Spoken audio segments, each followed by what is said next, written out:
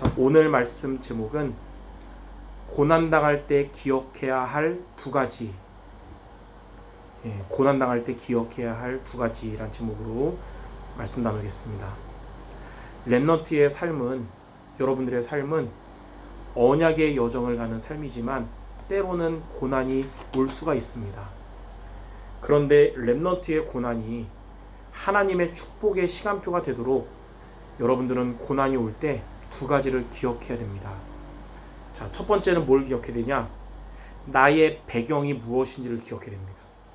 렘넌트의 배경은 하나님의 나라예요. 그래서 여러분은 세상 복이 아니라 위에서 내리는 상급을 받을 자고요. 여러분은 100년짜리 국가 시민권도 있겠지만 더 중요한 영원한 천국 시민권을 가진 자입니다. 그래서 하나님은 렘넌트가 당한 고난에 대해서, 여러분에게 고난이 오잖아요. 하나님은 잘 알고 계세요. 그리고 여러분들을 모든 환난과 고통으로부터 구원하실 거거든요. 그래서 고난이 올 때는 하나님이 나와 이 시간에 함께 하시고 나의 배경이 하나님의 나라라는 사실을 여러분이 먼저 기억하시기 바랍니다. 자, 두 번째로 우리가 알아야 될 게 뭐냐? 고난이 올 때는 하나님의 나라가 임하는 비밀을 알아야 됩니다. 그러니까 고난이 왔을 때 그때 뭐가 돼야 되냐? 여러분에게 하나님의 나라가 임해야 되는데, 고난 당할 때 하나님의 나라가 임하면 하나님이 여러분 고난에 하나님이 주인 되시고 하나님이 책임지시고 역사하는 거예요. 그래서 고난은 더 큰 축복의 길이 되는 겁니다. 자, 그러면 여기까지는 이해되는데 구체적으로 그러면 하나님의 나라가 임하는 길이 뭘까요? 그게 중요하겠죠. 오늘 사도행전 16장에서 바울과 실라가 빌립보에서 복음을 전하다가 귀신 들린 점치는 여종을 만났어요. 그래서 바울은 그에게 예수 이름을 증거했는데 귀신 떠나가고 고침을 받게 됐습니다. 그로 인해서 우리가 알지 못하는 풍습을 전한다 이런 누명 쓰고 바울과 실라는 매를 맞고 감옥에 갇혔습니다. 이들은 순수하게 귀신 들린 자에게 복음 전해가지고 귀신 떠나갔는데 이렇게 누명 쓰고 매 맞고 감옥에 갇힌 거예요. 근데 감옥 안에서 바울과 실라가 예수 이름을 붙잡고 기도했는데 감옥에 지진 나면서 옥문이 갈라지고 그들을 묶었던 쇠사슬도 풀렸어요. 그로 인해서 감옥 깜깜하고 어둡잖아요.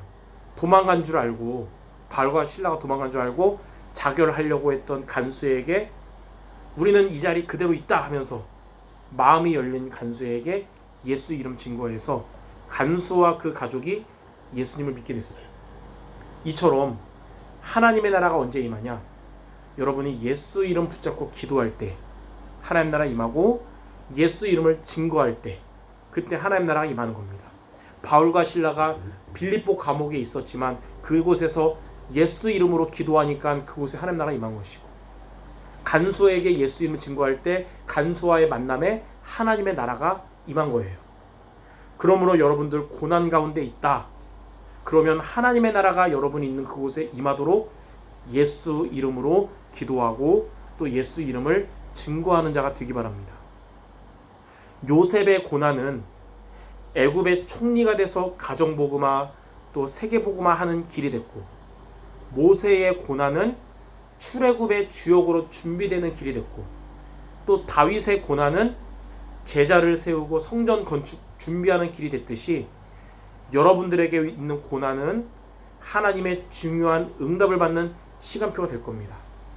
그렇기 때문에 여러분은 결론적으로 고난당할 때 두 가지를 기억하면 되는 거예요. 아까 말했듯이 첫 번째는 나의 배경은 하나님의 나라라서 하나님이 다 아시고 지켜주신다.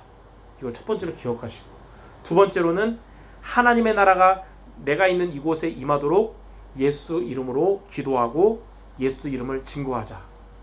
이렇게 승리하는 모두 되시기를 주님의 이름으로 축원합니다. 기도하겠습니다. 하나님, 우리의 삶에 은혜와 축복과 좋은 일만 있기를 원하나 때로는 예상치 못한, 그리고 우리가 원하지 않는 고난이 올 때가 있습니다.